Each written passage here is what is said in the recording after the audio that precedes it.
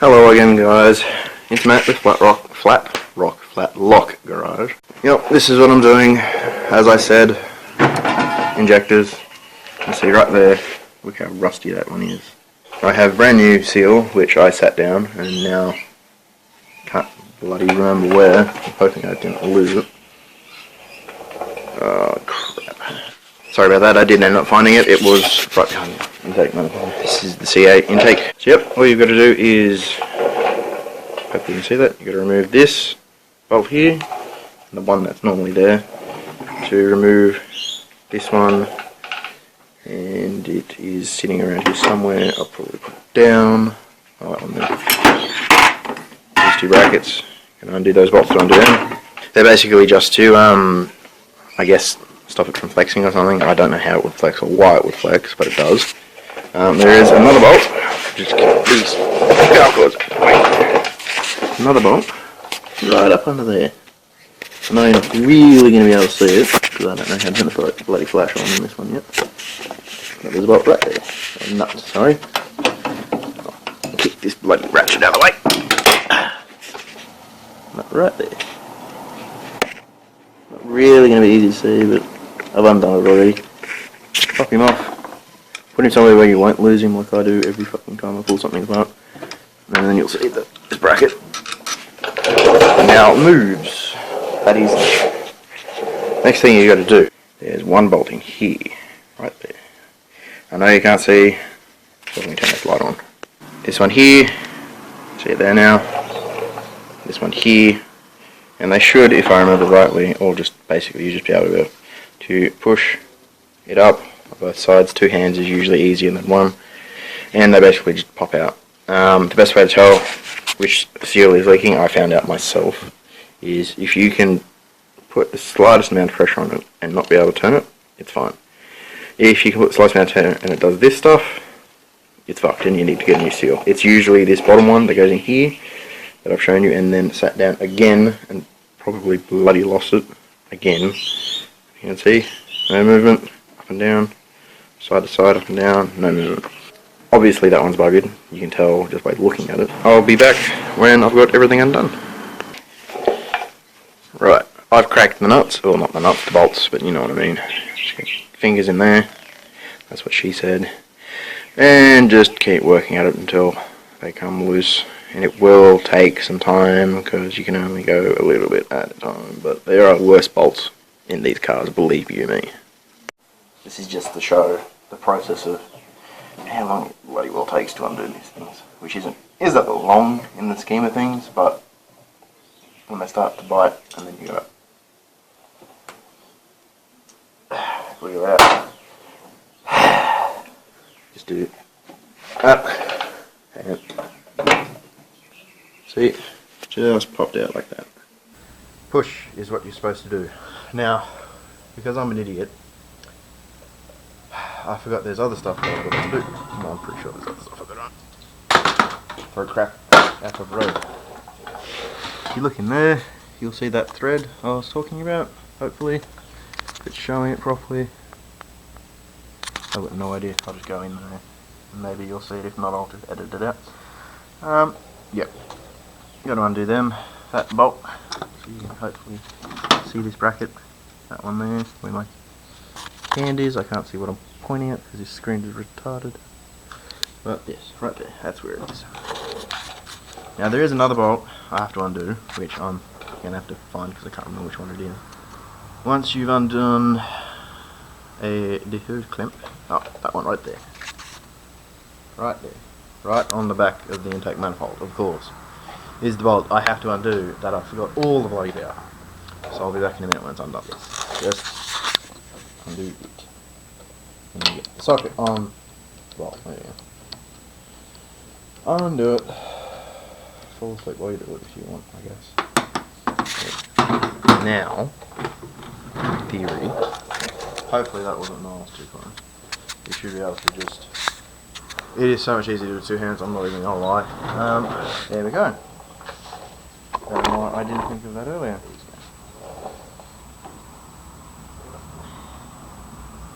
Figure out what's stuck in what.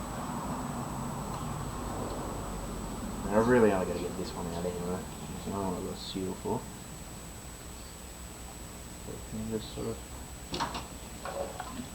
sort of figure out what's getting stuck. And just swear at it a couple of times and eventually something will give.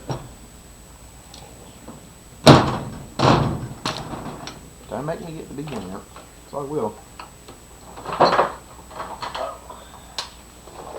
Home mechanics best friend.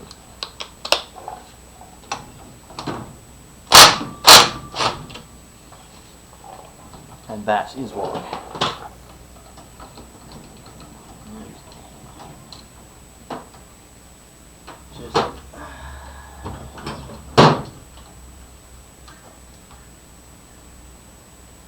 This really is not fun for. So you can just sort of figure out what's getting stuck. Where I put it down.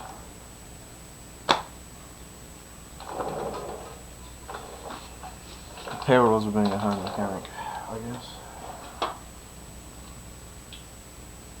There it is there. Talk about getting lost.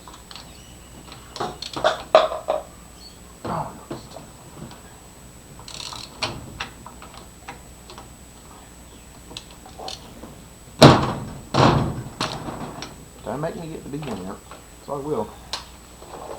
Home mechanics best friend.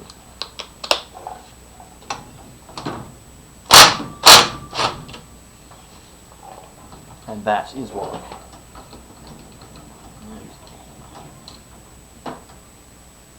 Just this way, I guess.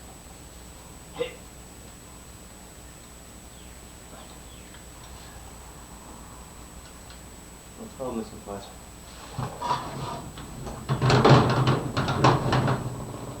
Oh. I didn't do this.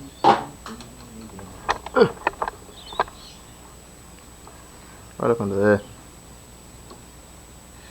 And by holding the fuel feed and fuel line in place, or fuel in, fuel out if you want to call it that. Hose would be a more appropriate name. And then look at that, look how easy that was when you do it right. This, I'm hoping you can see, if not, my bad. This is what I can only believe is a DET injector. From what I've seen, that colour is DET. Well, not what I've seen, but more so what I've read. That colour is supposed to be DET. So yeah, that's what I tried to do to, seal it up temporarily. Just a couple of O-rings, RB sized O-rings. Obviously, that never worked. But just gently remove it because you don't want to remove the what are they called? The pintle cap or something like that. I'll edit over the top anyway. You get this, your little injector O-ring that I showed you before when I've lost them like 7 times. Now usually it's recommended to lubricate them, so I probably should do that and not be such a lazy prick. So I'm going to do that. If I remember rightly, you can use a very small amount of rubber grease.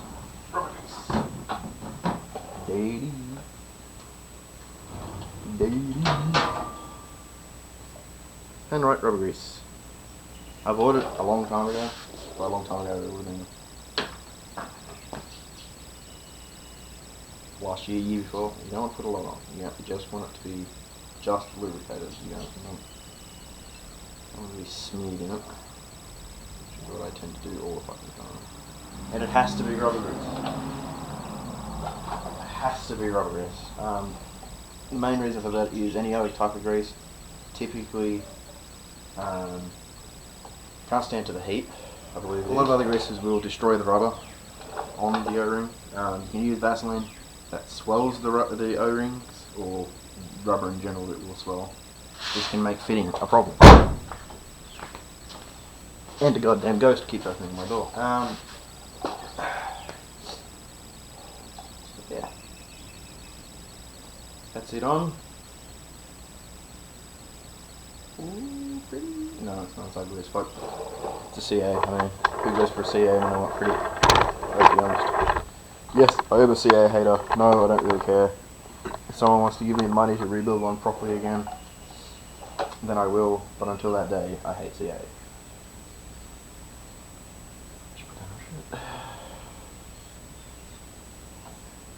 Push it up again. You can see that. Probably not very well, but hey, work with what you're given, right? It's like a fun thing. You let me up. Yeah, I always start singing. You squeeze them down like that. It's a little bit loose still. I'm not particularly happy with that.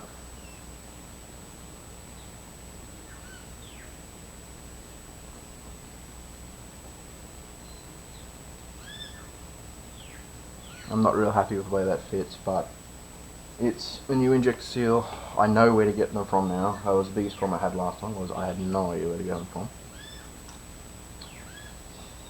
And I've got RB ones, but they're like maybe a millimetre, that little bit too big. So when you go to push them into the actual fuel rail, they try and kink over, and they'll pinch themselves, and obviously that's not a good thing. Now becomes the fun part of trying to work the camera at the same time and get this bolt was. If you're smart, unlike me, you'll actually have a tray and you'll be able to label everything so it goes everywhere. Nut up on here. There was a washer with it, positive. I'm probably imagining things. Oh, there it is there. The washer, no, obviously. Nothing at all. Flashy. And yes, vision will be a problem. It always is when it comes to Japanese cars, as I've noticed over the years. Or a couple of years really, I haven't been working on it that long. Make yourself sound old. Yes, I talk to myself. And the difference is, there's a camera in here now. So, gotta have a hobby, right? The difficult one up behind will be difficult. Otherwise I wouldn't call it the difficult one. As you can imagine. This is a ratchet center. If you're looking at someone building a car and you don't know what it is, I'm going to be greatly surprised. Here's the ringing. Probably because I listen to too much loud music. Or because the Turdie is ridiculously loud. Sometimes you can get to these right? I say sometimes, and by sometimes I mean almost now. If I was to go down to I believe a 1/4 inch, which is the small size ratchet and extension and that sort of stuff you can get, if I was to go down to that, I could definitely get it through there. Maybe a 3/8 is like the biggest size you can get in there. But because I'm known for doing things the difficult way, I'm going to attempt to do it by hand. There we go. There we go.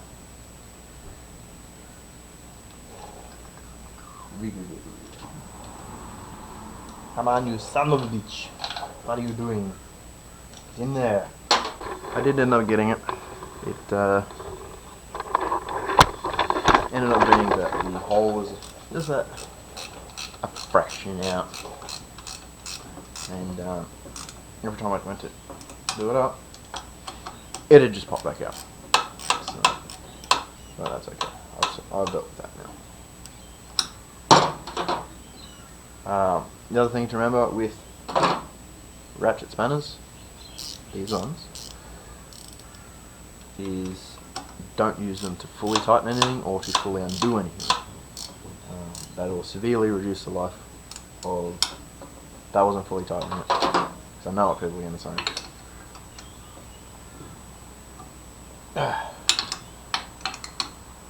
I'll just get off, so I hope I can get this back up.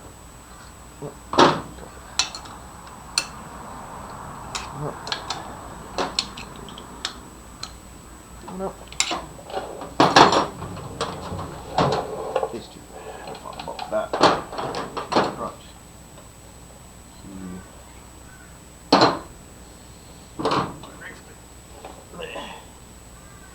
That really hurts. Yes, these have a name. No, I do not know what it is. Let's put them back where you got them from. Because I'm sure they do something. If they didn't do something, why would the engineers have put them there? Other than to just generally be a pain in the friggin' ass. Now this one goes right here. Can be a little tricky. To get in. Provided you have a vague idea of how you pulled it out, which in my case was just sort of wiggling it to one side until it popped. You can just do that, and then drop the washer, and then not be able to find it ever again.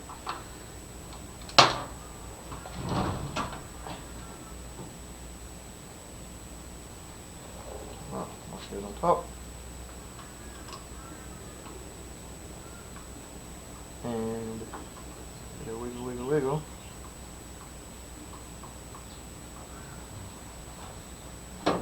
So, you'll close the engine, and I've lost stuff. Just about every nut and bolt will be a different size to its counterpart, which makes your life just a little bit harder. But hey, life's a bitch, and then you marry one.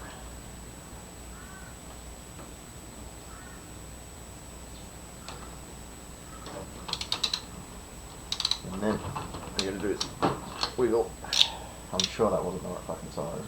But when it comes to bracketry, unless it's for a moving part, it doesn't need to be ludicrously tight. I tend to do things ludicrously tight because I know better, but I don't really care. I just don't want shit coming apart on me. There are torque settings, yes. It came in Turdie when I first bought her. Well, not bought her, I swapped her for another car. I'm not going to talk about that one. If you've been on my Facebook, on the Flatlot Garage Facebook page, you would know what car I'm talking about, because it is in a post there. One of the first few posts I did. To do.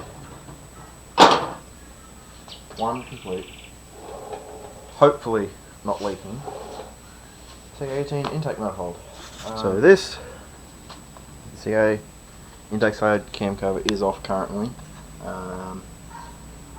Only because it was the easiest way to undo this breather line was just to pull the intake cover off, which would probably pull all them out. Yes, hello Turdie. Pull all them out and that sort of stuff. But next thing on the list is, yes, intake gaskets, which is why it's not going back in the car. I forgot all about that because I'm just brilliant. So I might just make a single video out of just general reassembly, including Mr. T25. The idea is I'm going to run the turbo in and out lines through the two water fittings. See the other one just there. Yes, I am going to completely flush it out before I get too serious with it. It's going to have 5/8 thick hydraulic fluid line. The reason I'm going hydraulic fluid line is because I don't have the ability to make heater lines, metal heater lines that would normally run across the back of the engine. I don't have the money to pay someone else to do it. Hydraulic heater lines are used to ridiculous pressures and heats being dealing with hydraulic machinery. it should do the job. If I have any issues, then I guess I'm just going to have to bite the bullet and make something work. But yeah, that's it for the injector install. We'll see you next time, because the next time I should be working on that one. Should be, probably won't be, but should be, nonetheless. Righto, this is goodbye from Flatlock Garage. I'm Matt. Goodbye, I guess.